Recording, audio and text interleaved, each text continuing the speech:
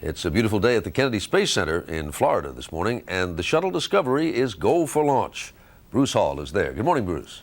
Good morning, Charlie. Well, there is a minor problem at one of the emergency landing sites, but that will not stop the launch of Discovery this morning. The countdown is proceeding smoothly. The astronauts are in the shuttle, just waiting. Go ahead. Yeah, last crew members boarding at this time. Copy that. It is going to be an extremely busy day for the astronauts as they get ready to deploy the Hubble Telescope tomorrow afternoon. Hubble is the centerpiece of a series of scientific missions that are expected to change our concepts of the universe. During its 15-year life, the telescope is expected to help scientists answer fundamental questions about the age, size, and fate of the universe. Hubble will also allow astronomers to refine the Big Bang theory of creation, which holds that the universe exploded into being some 15 billion years ago. Scientists say the expected bonanza will more than justify the high cost and long wait for the priceless data from Hubble. The astronomers are starting to tingle again in anticipation of what Hubble will be able to accomplish. The astronauts are hoping for better luck than 2 weeks ago when the countdown was stopped at the 4-minute mark. Astronaut Steve Hawley has a special reason for wanting the mission to go this morning. It took him 11 trips to the pad for his previous 2 missions, and this is the second try for this flight. That's a record in NASA's books for most delays. Hawley does not want to add to that dubious distinction this morning. Charlie? Yes, that's a record he certainly doesn't want to break. Bruce, as you suggested, there's a tremendous amount of data that's going to come streaming in from Hubble. Are we all prepared to accept it, to take it in and keep track of it? The astronomers think they are prepared. They've built a 5-story, $200 million facility at Johns Hopkins University in Maryland called the Space Telescope Science Institute to receive the data, and they think that they will be ready for it all. Thank you, Bruce. Bruce Hall at the Kennedy Space Center. You're looking at a live shot of the Discovery Space Shuttle at the Kennedy Space Center this morning. And we are now seconds away from liftoff. Let's go to Bruce Hall for the latest. Good morning, Bruce. Good morning. So far today, the count has been very smooth. No stops, just a little concern with the weather. But the weather is cleared now. All conditions are go for a launch.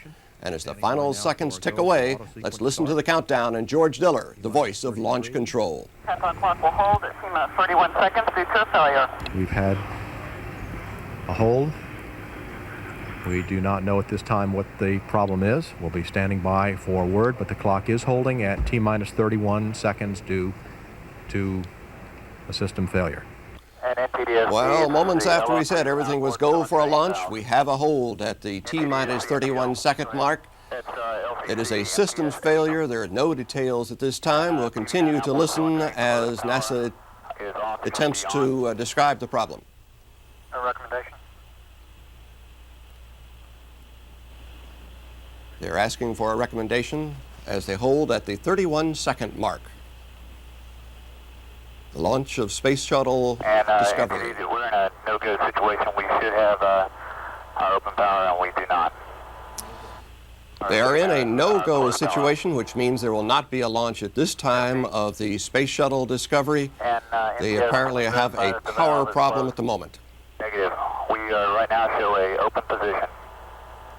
We cannot verify the valve is closed.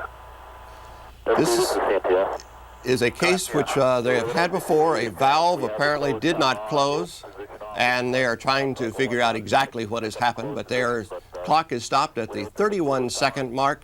A valve apparently did not close. As you may recall, 2 weeks ago when the count was stopped at the 4-minute mark in the auxiliary power unit, the problem was a valve did not close at that time. Once again, we have a valve which is not closed. At this time, NASA still has not indicated which of the many, many valves that they have on the space shuttle that did not close, but it has stopped the clock and the countdown at the 31 second mark. There will not be a launch at this time. There is still a possibility they could recycle and go later this morning, but at the moment they have stopped the countdown at 31 seconds while they attempt to find out what the problem is with a valve that did not close. Bruce, how big of a setback is this for NASA? You're talking about a program that's 7 years behind, $1 billion over budget. You're talking about a program that has had problems from the very beginning. The Hubble was conceived actually way back in the 1940s, and they're 7 years behind schedule right now. But as astronomers keep telling us, Each time they have a little delay, it's not a problem because the universe will still be there and there are no major events. Now we have just been told that they are in a go position, so they are going to recycle the clock here momentarily. We'll listen to George Diller and the launch control. GLS, pick up the count immediately. I copy. Mark. GLS is go for auto sequence start. They are at the 28-second mark and counting. 25. Booster hydraulic power units have started. 20. Sound suppression water system has started. 15. T-minus 13 seconds. 10. T-minus 10, go for main engine start. We are go for main engine start. T-minus 6, 5, 4, 3, 2, 1, and liftoff of the Space Shuttle Discovery with the Hubble Space Telescope, our window on the universe. Mission Control, Houston. Roll program. Roger, roll, Discovery. The roll maneuver puts the vehicle in the proper launch plane.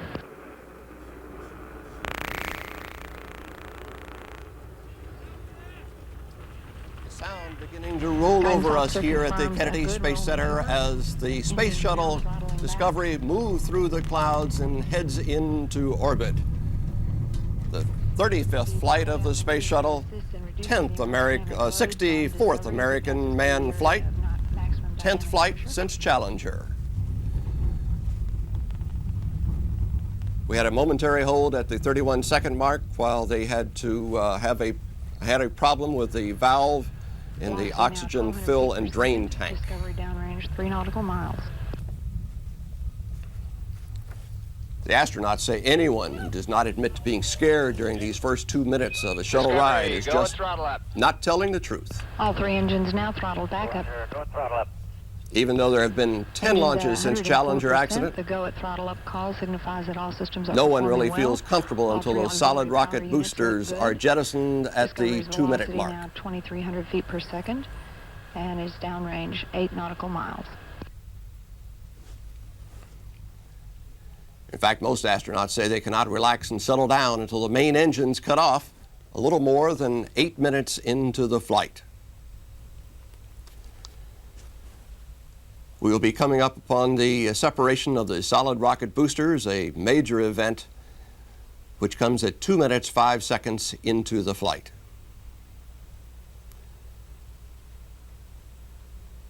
You will be able to see with the clear skies today the separation of the boosters when they come. There they are coming off of the space shuttle. The boosters will drop away and go into the ocean. Discovery's velocity now 4,300 feet per second at a downrange distance of 35 nautical miles.